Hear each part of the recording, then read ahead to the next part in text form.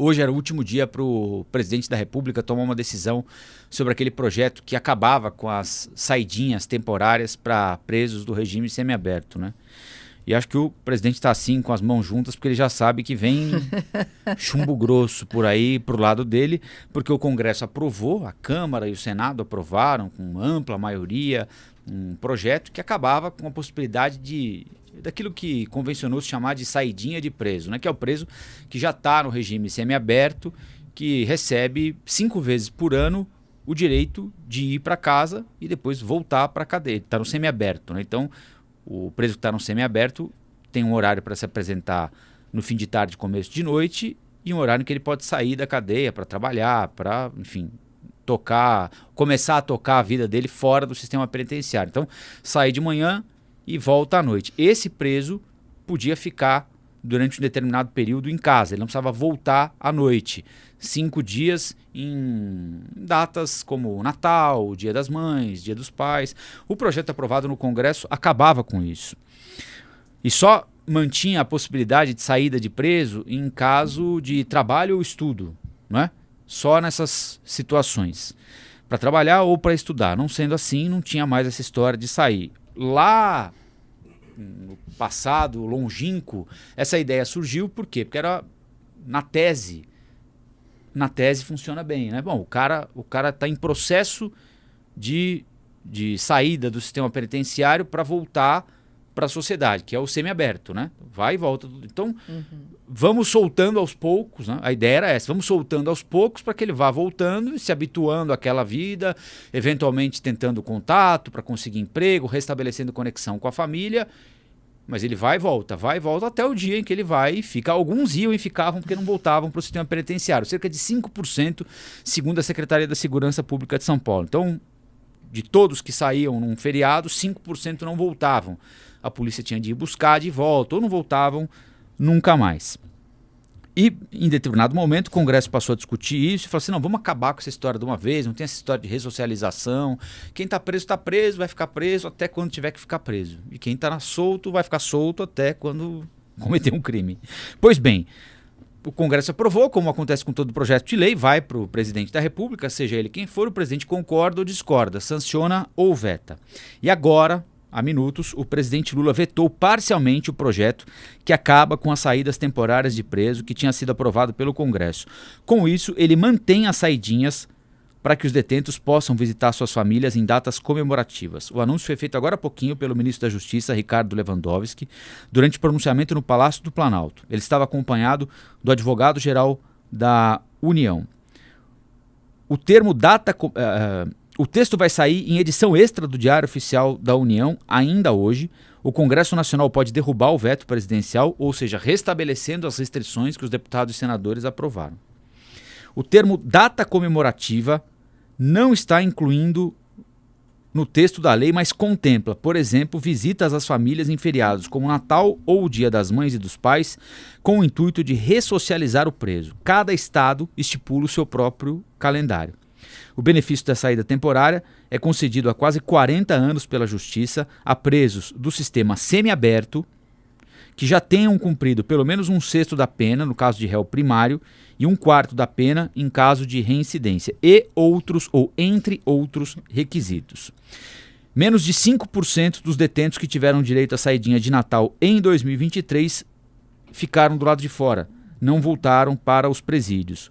Uma taxa, segundo a Folha, considerada baixa por especialistas.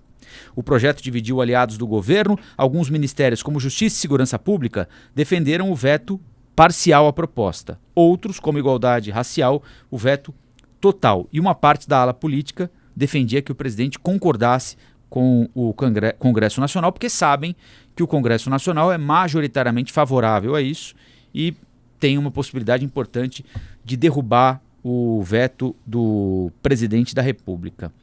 O relator do projeto, aliás, foi o secretário de Segurança Pública de São Paulo, Guilherme Derrite, que é deputado, licenciado para exercer a segurança pública em São Paulo. Ele voltou a Brasília para relatar o projeto e para participar da votação. É uma discussão interessante, né, Paulo? na teoria e na prática também, É. né? E o presidente Lula comprou uma discussão importante, não é? Uma briga daquelas. A gente lembra também que começou a se botar em pauta, né? Ou se fazer mais pressão depois daquele policial que foi morto em BH no ano passado por um criminoso que estava durante a sua saidinha. E aí começa toda a discussão a ganhar mais corpo e a mais força.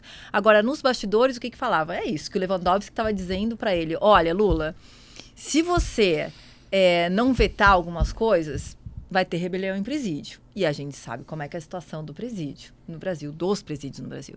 A outra parte dizendo: olha, é melhor não vetar porque vão derrubar o seu veto e vai ser mais uma derrota para o governo. Ele tentou fazer esse parcial, mas a gente até estava dando uma olhada que provavelmente todas as apostas que já começaram é de derrubada desse veto. Até porque o Derrite, ele concorda com algumas questões, a gente estava olhando aqui, já que saiu em cima da hora, porque a gente falou, bom, ele vetou a questão de visita às famílias nessas datas. Mas tem uma outra questão que a gente estava olhando, que é quem pode, né? Era só crime considerado hediondo, Sim. Mas foi incluído ali pelo Flávio Bolsonaro e pelo Derrite a questão que a gente estava olhando de qualquer tipo de violência, né? Sim. E outras questões. Aí eu acho que acaba aumentando, aí eu acho que não vai ser tão ruim para o presidente, mas que vão derrubar. Sabe que eu estava fazendo uma entrevista sobre isso com um desembargador que é completamente contra essa derrubada de saidinha, ele é super a favor, ele quer que mantenha e como está, defende a ressocialização, defende tudo isso. E aí, quando eu estava conversando com ele hoje sobre esse assunto, eu pensei na hora como mulher. Qualquer mulher sabe qual é o nosso maior medo. É sofrer algum tipo de violência sexual. E aí, o que eu falei para ele na hora foi assim, gente, esse é um tipo para mim que tem que ser um crime hediondo. Porque o cara, às vezes, é réu primário, sai lá, bom comportamento, regime semiaberto, 2, 3, 4, 5 anos. De repente, ele tá lá, passando o Natal com a família. Essa mulher, nesse tempo, ela se recuperou dessa violência? E ela pode sair na rua e encontrar com ele. Então, a cláusula ali de violências não serem incluídas, eu acho que dá um alívio para mim, como mulher, e dá um alívio ali. Mas, de qualquer forma, eu acho que não vai ter como ele ter essa sobrevida. Eu acho que ele vai... O veto dele vai ser derrubado, né? Eu lembro quando o meu avô falava assim, não sei o que, sinuca de bico, e eu era moleque, tentava entender o que é sinuca de bico. Essa é a representação de uma manchete política, que é uma verdadeira sinuca de bico. Independentemente da decisão do presidente da República, ia ter repercussão. Né? E tem várias camadas. A primeira delas, política, a popularidade do presidente Lula está caindo em vários estados. E segurança pública, de acordo com uma pesquisa da Atlas, que foi divulgada pela BBC Brasil na reta final do ano passado, quem participou da pesquisa entende que o governo do presidente Lula, no quesito de segurança pública, bom ou ótimo, 20% dos participantes classificaram como bom ou ótimo. Então já entende que é uma pasta deficitária. E aí você recebe do Congresso Nacional um projeto de lei para vetar saidinhas. Um projeto de lei que me parece que da população tem um apoio, é difícil você falar em 100%, porque não é 100%, mas tem um apoio majoritário. A maior parte da população é a favor do fim das saidinhas. E o presidente da República recebe isso nas suas mãos, sabendo que base dos seus eleitores é a favor da manutenção das saidinhas. E ele sabe que se ele aprova aquilo que o Congresso Nacional já tinha encaminhado, ele teria que conversar com a sua própria base.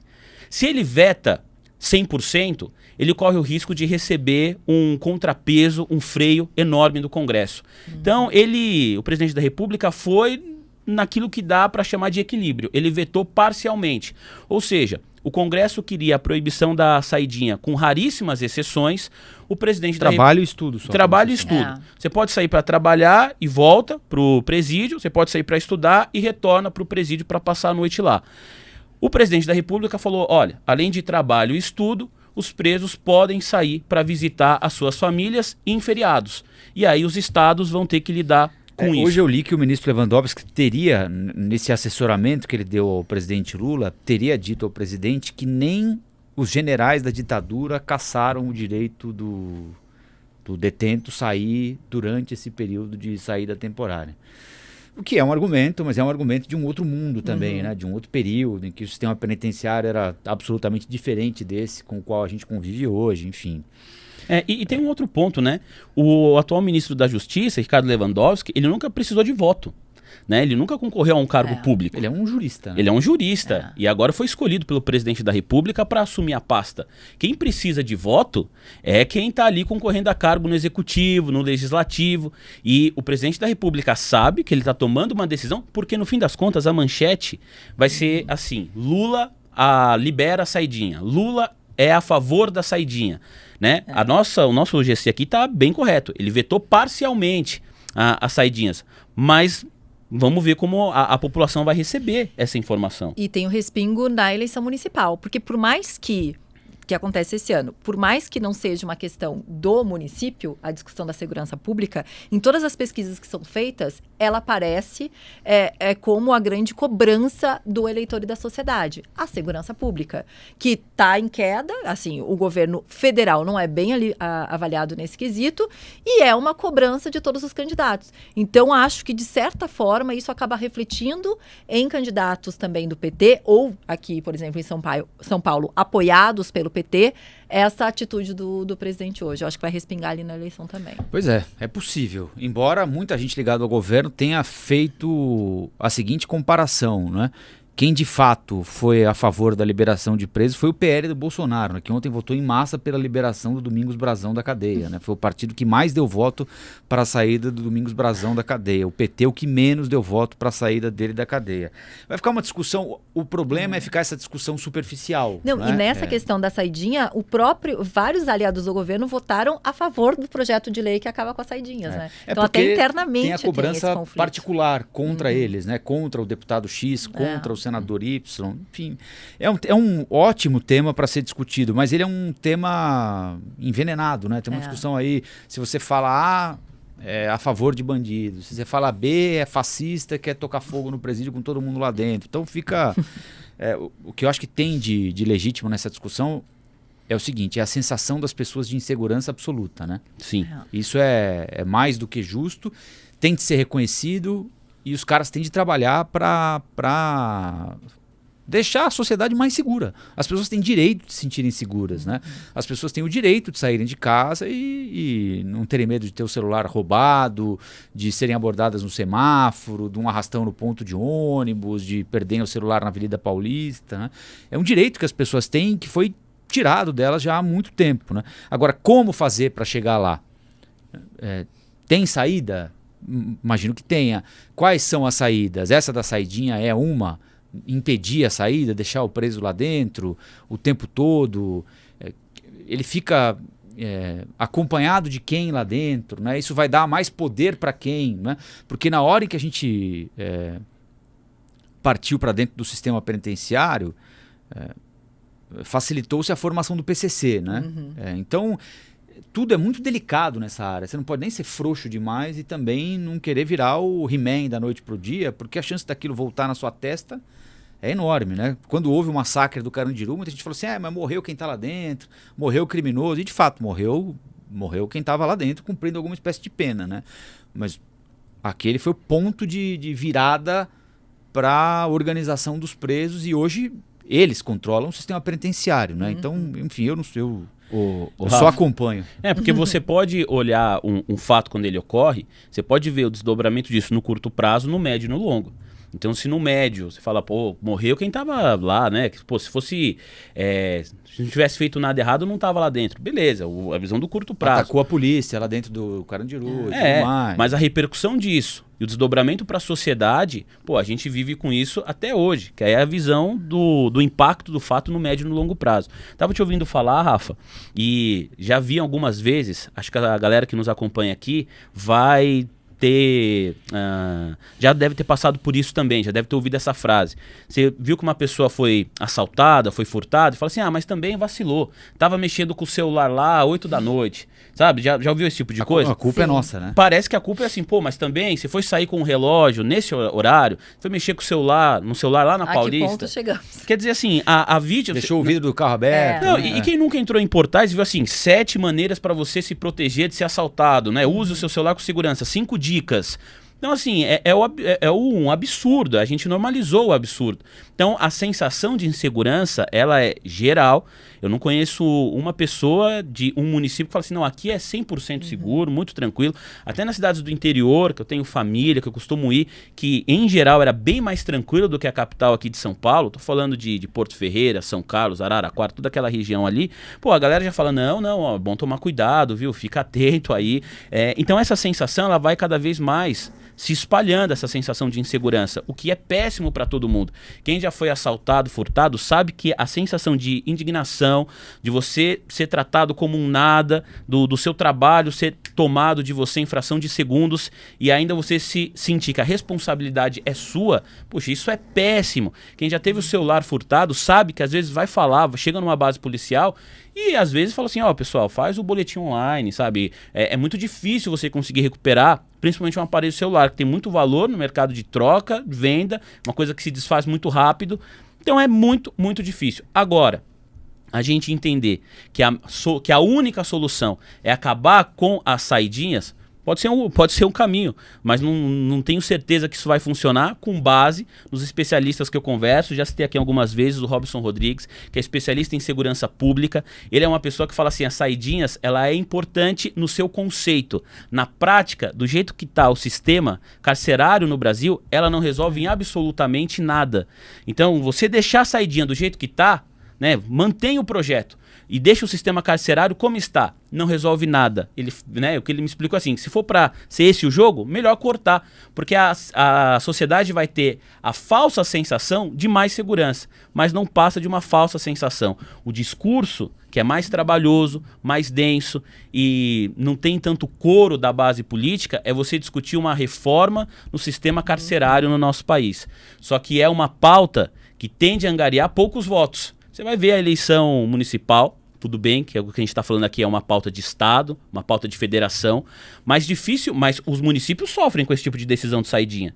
E eu duvido que a gente vai ver candidatos a prefeituras municipais de importantes capitais do nosso país discutindo reforma carcerária, num momento que a gente tem a nossa sociedade ainda tão polarizada. Então, se a gente de fato quiser se preocupar com isso, e a partir do momento, Rafa, em que uma pessoa ela entra no sistema carcerário do país, a gente pode querer ou não, mas essa pessoa que está lá presa, ela passa a ser um problema da sociedade. Porque em algum momento, depois que ela cumprir a sua pena, ela volta para a sociedade. O como ela volta se torna um problema e um dilema de quem não fez nada de errado, de quem está fora da geralmente cadeia. o cara volta como soldado do PCC, né? Como devedor do PCC, alguém que está devendo a vida para a facção criminosa, queira ou não ele, né? E foi um outro assunto ele que pode a gente não querer, mas não tem querer. É que é o sistema carcerário do jeito que ele é, né? Sim. Então tem especialistas, por exemplo, que eu falei, que eles falaram, defendem a ressocialização. Mas essa pessoa já estava socializada na sociedade, já estava na sociedade. Por que ela precisa se ressocializar agora? Por que dessa vez vai dar certo?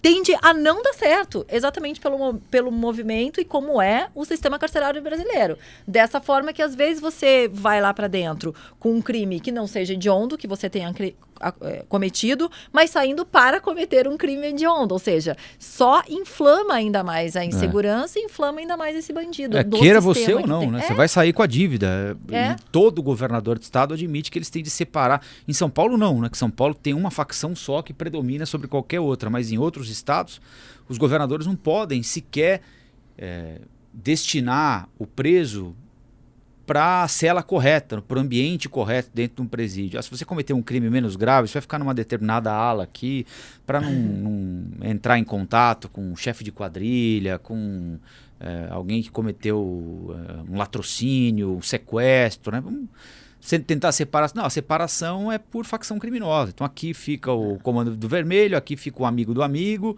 né? E aí se aqui você bota o cara que furtou uma caneca e o cara que explodiu uma agência bancária junto do outro que matou a avó, a tia e a prima, né? Porque eles são da mesma facção e não podem se misturar com quem é da outra facção. E aí... Enfim, é a lei da sobrevivência. É isso. Aí o cara sai e ele tem de continuar sobrevivendo. Tem alguns que reincidem ou cometem crime por gosto mesmo, porque essa é a vida deles. E tem outros que fazem isso porque se não fizer, os caras apagam ele. O cara tá devendo um maço de cigarro lá de dentro. E o Robson comentou comigo e falou assim, Vinícius, imagina a situação. Pô, você cometeu um crime leve, considerado leve. Mas você tá numa cela, o Rafa detalhou muito bem aqui como acontece a separação, você tá com pessoas ali que você sabe que são absolutamente perigosas, você tá no mesmo espaço com elas. Qual que é a margem que você tem para falar não? Qual que você tem? Não. Ó, você tá me propondo isso aqui, quando eu sair, não, eu não vou poder fazer isso. Eu fiz um curso de né, pesquisador do... Né, eu pretendo me dedicar à minha carreira como técnico do IBGE. Você não tem essa opção. O maço de cigarro tem o sabonete. Sim. Então, assim, é isso, é a sobrevivência. A segurança lá da família do a lado de segurança fora. Da família Né? do lado de fora. Você começa a fazer graça lá dentro, o cara fala assim, beleza, fica na sua aí, tua família mora no endereço tal, na casa tal, tua filha vai na escola X, pelo amor de Deus. Olá, aqui é o Rafael Colombo. Gostou do que acabou de assistir? Se inscreva no canal Cortes do Flow News para os melhores momentos. Quer acompanhar os nossos programas na íntegra? Então se inscreva no nosso canal oficial, Flow News.